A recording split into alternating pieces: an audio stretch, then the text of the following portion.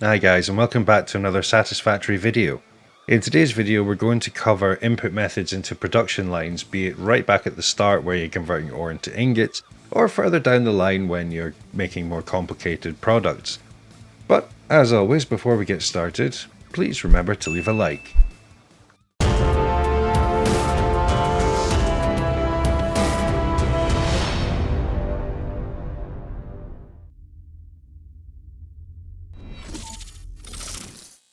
You may have been searching for the best way of setting up your production lines in your factory, in which case you would have come across the manifold method, which is also known as the overflow method, or the perfect split method, which is also known as the load balanced method.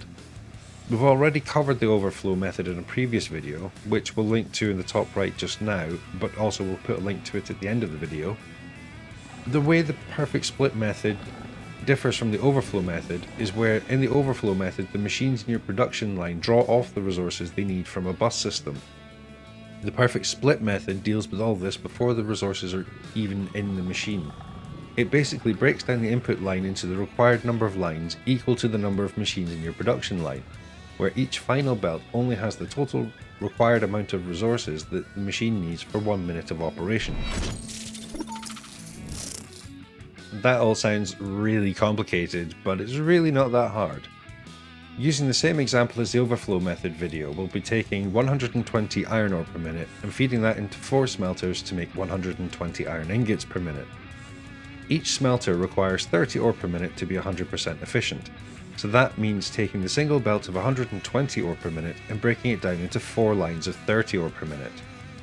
So as you can see here, we have the output of the miner going straight into a splitter, and since we're only using 2 of its outputs, this then produces 2 lines of 60 ore per minute.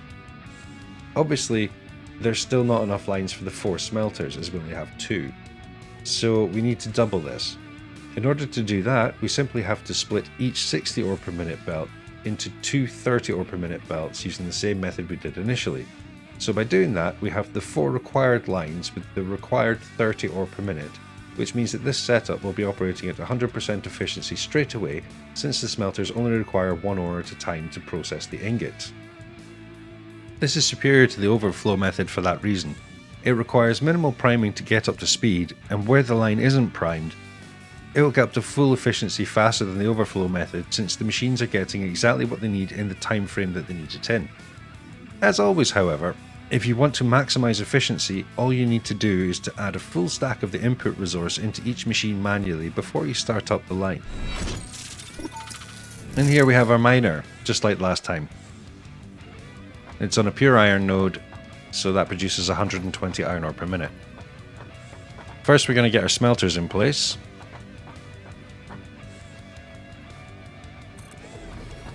And we need 4 of these.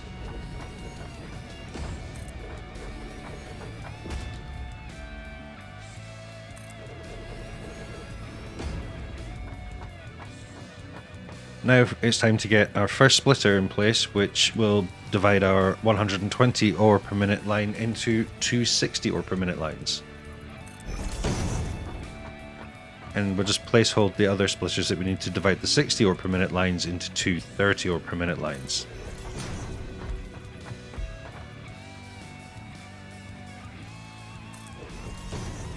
Again, we're using the grid lines to make sure everything lines up. And now we'll get the input side of the line belted in. As you can see, I'm doing the 90-degree turns, which is where you see the grid line form an L shape, you go 2 steps back from that, and then you can add the belt in, which will then give you a nice, crisp 90-degree bend.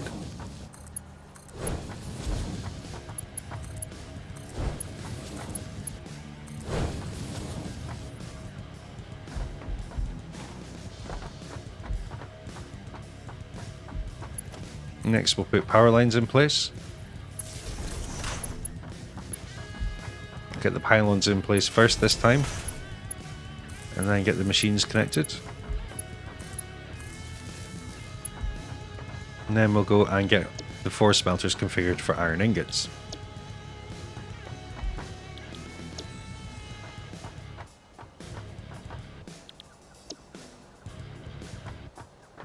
Now to get the outputs all done with the mergers.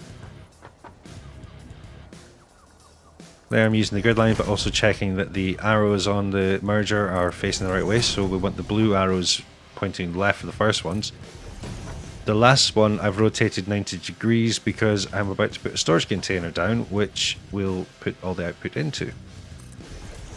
Then we'll just go and get all that belted up so it's all tied in nicely. Again, using the rule of 2 to get a nice 90-degree bend going into the merger.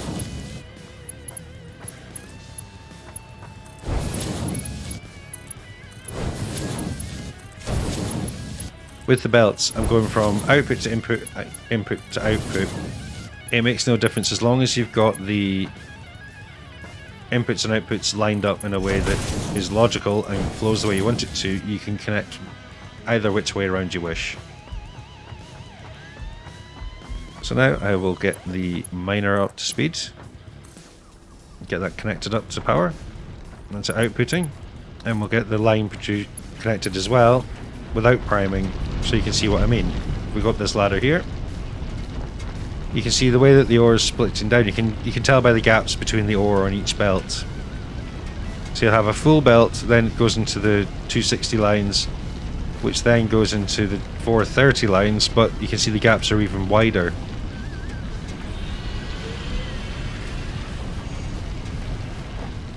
And on the output side, you can see ore is flowing through nicely. The machines are 100%. That one's quite close, but it's running fine. It's getting the resources it needs. This one is a bit higher because the line to it is shorter. So that's something else to take into consideration when you're building things. So when you look at the belts, you see how there's a large gap between that, and then there's 2 before a gap, and then 3, then a gap. And then that's just one continuous line, so you can see where the 4 machines help fill the whole belt up. As before in the overflow method, there are many ways in which you can build this production line, whether it's the bottom fed method or the top fed method. So you're able to make the production line fit the aesthetic that you're wanting to build to.